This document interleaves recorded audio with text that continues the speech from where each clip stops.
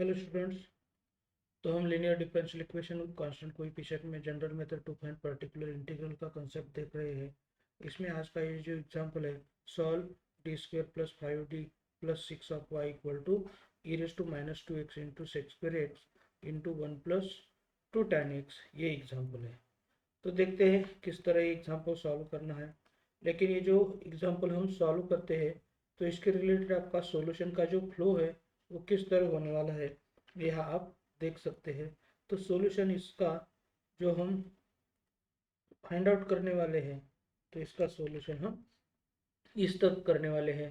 पहले हमें differential equation लिखना है, फिर एक्सिलरी इक्वेशन फाइंड आउट करके उस एक्सिलरी इक्वेशन के डी के वैल्यू फाइंड आउट करने हैं, और वो डी के वैल्यू के नेचर के हिसाब से हमें क्या करना है, कॉम्प्लीमेंट्री फंक्शन फाइंड आउट करना है।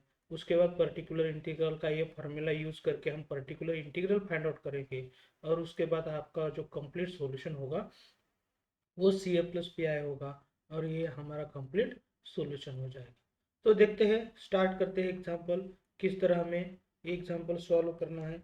तो ये जो एग्जाम्पल है, इसमें ये जो गिवन डिफरेंशियल इक्वेशन है वो given differential equation as it is मैंने लिखा है। फिर ये जो y का कोएफिशिएंट है D square plus 5d plus 6 जो है, इसका इक्वेट हम जीरो के साथ करेंगे। तो ये जीरो के साथ करने के बाद D square plus 5d plus 6 equal to zero होता है। अब इसके पहले मुझे फैक्टर निकालने पड़ेंगे। तो किस तरह फैक्टर निकालते हैं हम, यह आप देख सकते हैं। तो फैक्टर निकालने के लिए जो मिडिल टर्म डी का कोएफिशिएंट है वो 5 है, उसका स्प्लिटिंग ऐसे करना है हमें, ताकि दो पार्ट होने वाले हैं इसका, तो इसका दो पार्ट का प्रोडक्ट क्या होना चाहिए, 6 होना चाहिए।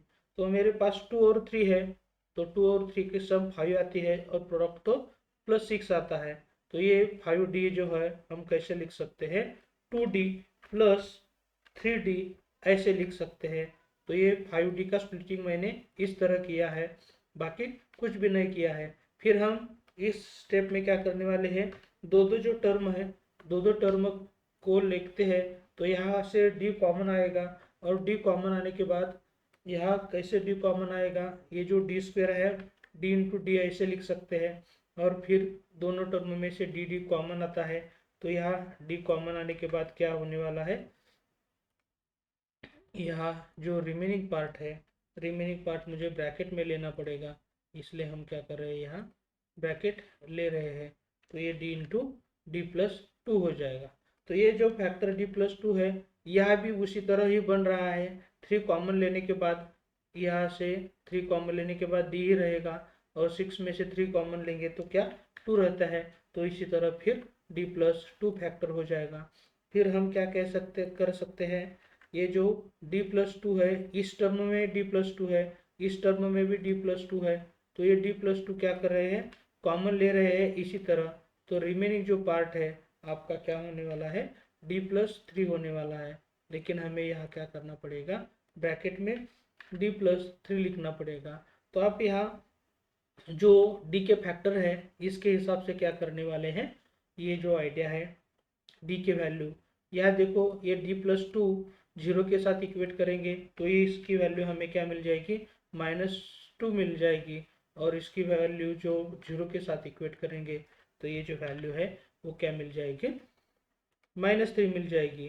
तो हम यहाँ ऐसे कह सकते हैं, these roots are real and, सिर्फ रियल ही नहीं, तो यहाँ क्या दिख रहा है आपको, डिस्टिंक्ट भी रूट है। तो यहाँ हम ऐसे कह सकते हैं, these roots are real and distinct। तो ये रियल और डिस्टिंक्ट रूट है। तो इसके हिसाब से हमें क्या करना पड़ेगा, आपका जो सॉल्यूशन है, हमारा सॉल्यूशन कॉम्प्लीमेंट्री फंक्शन, सॉल्यूशन में हम ये एक टाइप का सॉल्यूशन ही होता है। तो ये किस तरह आपका कॉम्प्लीमेंट्री फंक्शन होने वाला है, आप यहाँ देख सकते हैं आपके सामने। ये रियल और डिस्टिंक्ट रूट के लिए कॉम्प्लीमेंट्री फंक्शन का जो पार्ट है किस तरह होता है, यह हम आपको दे रहे हैं। तो ये जो पार्ट है रियल और डिस्टिंक्ट रूट के लिए c1 e raise to m1 x plus c2 e raise to m2 x, लेकिन यहाँ m1 की वैल्यू मैंने -2 ली है। आप -3 भी लिख सकते हैं, इसमें कोई दिक्कत नहीं होने वाली है और m2 की वैल्यू -3 हो जाएगी। तो इसी तरह जो है आपका कॉम्प्लीमेंट्री फंक्शन हो जाएगा। अब हमें ये पर्टिकुलर इंटीग्रल फाइंड आउट करना है। तो ये पर्टिकुलर इंटीग्रल फाइंड आउट करने के लिए ये आपका जो सामने है ये जनरल फार्मूला है, लेकिन इस जनरल फार्मूला है उसमें ये जो एफ ऑफ डी है वो एफ ऑफ डी हमें क्या करना है, पुट d² + 5d + 6 पुट करना है।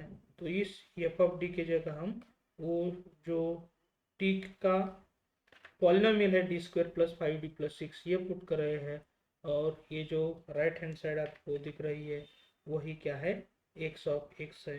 तो इसी तरह हमें ये कंसेप्ट यूज करना पड़ेगा। फिर हम थोड़ा सा सिंप्लीफाई करते हैं। तो सिंप्लीफाई हमें d² + 5d + 6 करना है, लेकिन हम यहाँ देख सकते हैं ये जो d² + 5d + 6 जो है ये इसी तरह सिंप्लीफाई करने के बाद हमारे पास इसके रिलेटेड कौन से फैक्टर आए हैं। तो यहाँ हम कैसे लिख सकते हैं, d + 3 इंटू d + 2, ऐसे फैक्टर हम क्या कर सकते हैं, लिख सकते हैं। फिर हमें इसके रिलेटेड जनरल मेथड के रिलेटेड ये जो दो फैक्टर है तो कोई भी एक फैक्टर हमें अप्लाई करना है। तो हम यहाँ ये जो d + 3 इंटू d + 2 है यहाँ किस तरह लिख सकते हैं, आपके सामने थोड़ा सा ये देते ही है। तो ये जो है 1/d + 3 और 1/d + 2 ये इसी तरह हम यहाँ लिखने वाले हैं, और ये जो 1/d + 2 है यही सिर्फ यहाँ ऑपरेट करने वाले हैं। तो देखते हैं किस तरह ये ऑपरेट होने के बाद आपका जो पार्ट है ये पार्ट हो जाता है। तो इसके लिए फिर मेरे पास एक आइडिया है जो कि हमने ऑलरेडी इसका प्रूफ जो है डिटेल में किया है। तो ये जो आइडिया आपके सामने देने वाले हैं तो ये आइडिया आपको यहाँ देखना चाहिए। तो ये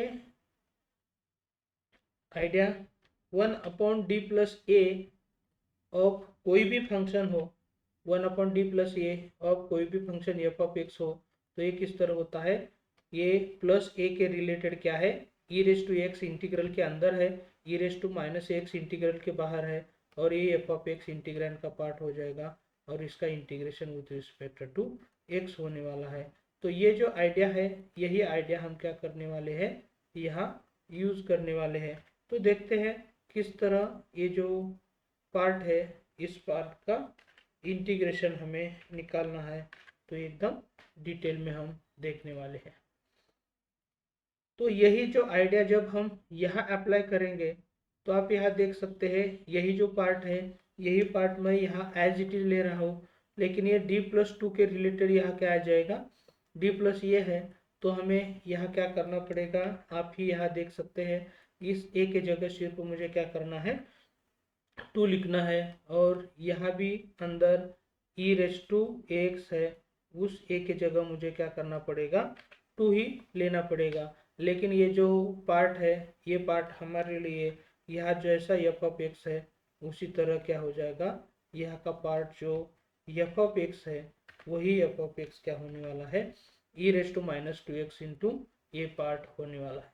तो ये जो आइडिया यूज करने के बाद हमारा इंटीग्रेशन इसी तरह सॉल्व हो जाएगा। फिर हमें क्या करना पड़ेगा, और ये जो पार्ट है सिंप्लीफाई करना है। तो सिंप्लीफाई करने के लिए e⁻2x इंटू e⁻−2x, जब बेस सेम है तो इंडेक्स की एडिशन होती है, और ये जो इंडेक्स है 2x और -2x है तो एडिशन होने के बाद इंडेक्स में 0 आएगा, तो e⁻0 क्या हो जाता है, 1 हो जाता है। तो 1 यहाँ लिखना नहीं लिखेंगे तो भी चलेगा यहाँ। तो इसी तरह ये जो पार्ट है आपका ये पार्ट हो जाएगा, लेकिन इसमें फिर हमें क्या करना है, सिंप्लीफाई करना ही पड़ेगा। तो इसे हम क्या करते हैं, ये जो पार्ट आपके सामने दिख रहा है इस पार्ट को थोड़ी देर तक हम क्या करते हैं, कोई तो इक्वेशन देते हैं। तो इसको हम इक्वेशन 1 मान रहे हैं। तो देखते हैं इस इक्वेशन 1 का सिंप्लीफिकेशन किस तरह हमें करना है। तो ये आपका जो है इक्वेशन 1 है। अब इस इक्वेशन 1 में हमें फिर क्या करना पड़ेगा, जब ये सिंप्लीफाई करना है तो सिंप्लीफाई करने के लिए हमें ये सब्स्टिट्यूशन मेथड यूज करना पड़ेगा।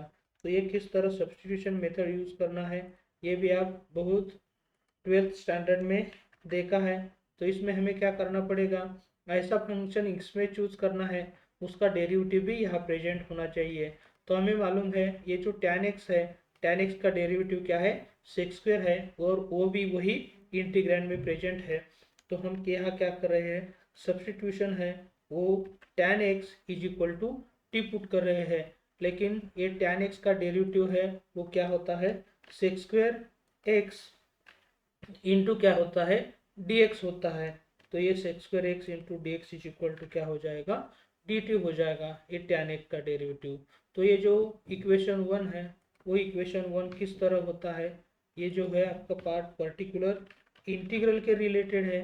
तो ये पर्टिकुलर इंटीग्रल आपका क्या हो जाता है, हम यहाँ देख सकते हैं। तो ये जो पर्टिकुलर इंटीग्रल है ये फिर एज इट इज यहाँ आपके सामने ले रहे हैं। तो देखते हैं ये पार्ट जो है किस तरह आपका पार्ट होने वाला है। तो यहाँ ये जो tan x है उसके जगह हम क्या करने वाले हैं, पुट टी पुट करने वाले हैं। तो यह क्या हो जाएगा, 1+2t हो जाएगा, और फिर sex square X into D x जो है उसके जगह क्या होने वाला है, dt। तो ये सेक्स स्क्वायर एक्स है, और ये जो dx है उसके जगह हम क्या करने वाले हैं, पुट dt पुट करने वाले हैं। तो आपका जो नेक्स्ट काम है वो क्या हो जाएगा, ये जो इंटीग्रल है 1+2t, ये 1+2t इंटीग्रल सॉल्व करना है। तो देखते हैं ये 1+2t जो है किस तरह आपका इंटीग्रेशन हो जाएगा। तो हम थोड़ा सा क्या करते हैं, इंटीग्रेशन लेने के लिए ये इंटीग्रेशन के बाहर लेते हैं, और फिर ये जो 1 दिख रहा है आपको, इस 1 का इंटीग्रेशन क्या हो जाएगा with respect to T, T हो जाएगा। और ये 2 कांस्टेंट है, और ये जो t है, t का डेरिवेटिव सॉरी इंटीग्रेशन लेना है हमें।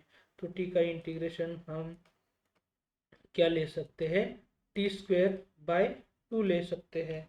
तो ये आपके इंटीग्रेशन सामने हो रहा है, टी स्क्वेयर बाय 2। तो इसी तरह आपको ये जो इंटीग्रेशन है वो इंटीग्रेशन करना पड़ेगा। फिर थोड़ा सा सिंप्लीफाई करते हैं। तो सिंप्लीफाई करने के बाद यहाँ आप देख सकते हैं न्यूमरेटर में 2 है, डिनोमिनेटर में 2 है। तो ये कैंसिल होने के बाद क्या हो रह जाएगा, सिर्फ ये जो टी स्क्वेयर है वो टी स्क्वेयर ही यहाँ रहेगा। तो इसी तरह आपका e⁻⁻² into T plus T square जो है यही आपका क्या हो रहा है, सॉल्यूशन, मीन्स इसका इंटीग्रेशन हो रहा है। लेकिन फिर हमें क्या करना पड़ेगा, ये जो t की वैल्यू है वो t की वैल्यू को फिर क्या करना पड़ेगा, री सब्स्टिट्यूट करना पड़ेगा। तो यहाँ t की वैल्यू क्या है, tan x है। तो ये t की वैल्यू हम यहाँ tan x पुट कर रहे हैं। लेकिन यहाँ क्या करना पड़ेगा, tan x का स्क्वायर है, तो यही हमें फिर क्या करना है, tan स्क्वायर x ऐसे लिखना है। तो इसी तरह हम क्या कर सकते हैं, ये जो इंटीग्रेशन है वो इंटीग्रेशन कर सकते हैं। फिर थोड़ा सा ये जो tan स्क्वायर x है, तो हमें मालूम है ये जो tan स्क्वायर x है वो क्या हो जाता है, सेक्स स्क्वायर एक्स -1 हो जाएगा। लेकिन उसके हिसाब से हम फिर थोड़ा सा देखेंगे। लेकिन फिर ये जो 1/d+3 ऑपरेटर यूज़ करना है, तो फिर यही जो आइडिया है, यही आइडिया जब हम यहाँ अप्लाई करेंगे तो इसके जैसा टर्म आपका आने वाला है।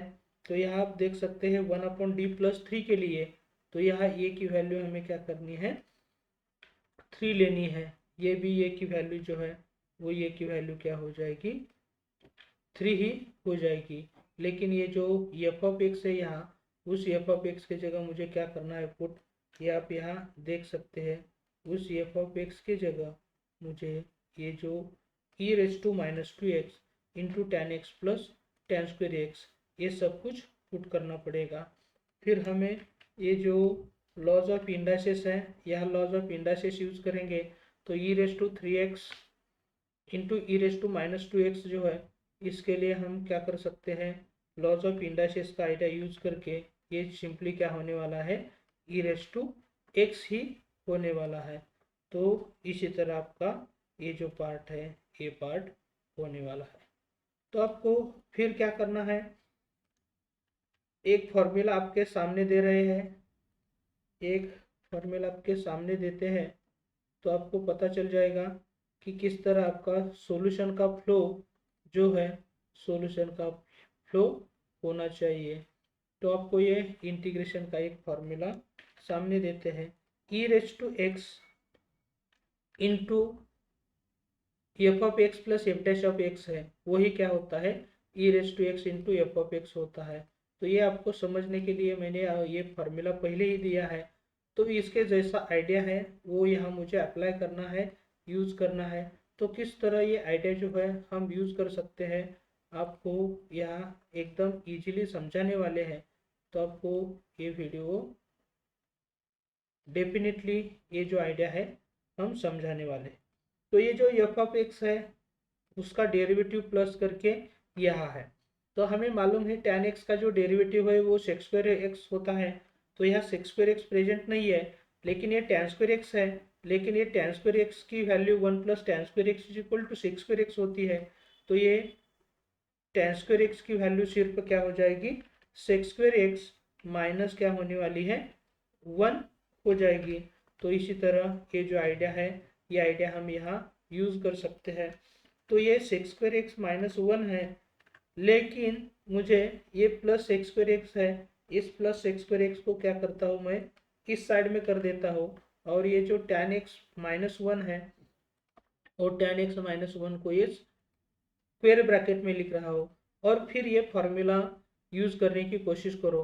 तो tan x माइनस 1 का डेरिवेटिव, उसमें tan x का डेरिवेटिव सेक्स स्क्वायर एक्स तो आता ही है और माइनस 1 का जीरो ही है। तो हमारे लिए ये जो एफ ऑफ एक्स है वो एफ ऑफ एक्स जैसे कि यहाँ है वो tan x माइनस 1 है और उसका डेरिवेटिव सेक्स स्क्वायर एक्स यहाँ आपके सामने दिख रहा है। तो ये फॉर्मूला यूज करने के बाद ये आपका जो इंटीग्रेशन होने वाला है, फिर ये स्टेप मैं यहाँ भी ले रहा हूँ। तो ये जो इंटीग्रेशन होने वाला है e raise to x into f of x हो जाएगा। तो यही ई रेस टू एक्स मैं यहाँ इंटीग्रेशन के बाहर ले रहा हूँ, और ये फिर जो tan x माइनस 1 है वही tan x माइनस 1 हो जाएगा। तो ये e raise to x into tan x minus 1 ये फॉर्मूला यूज करने के बाद आपका सॉल्यूशन होने वाला है। तो इसी तरह जब हम सिंप्लीफाई करते हैं और एक बार, तो ये e raise to minus 3x into e raise to x है, ये क्या हो जाएगा, ई रेस टू माइनस 2x हो जाएगा। और इसी तरह ये जो है आपका पर्टिकुलर इंटीग्रल मिल जाएगा।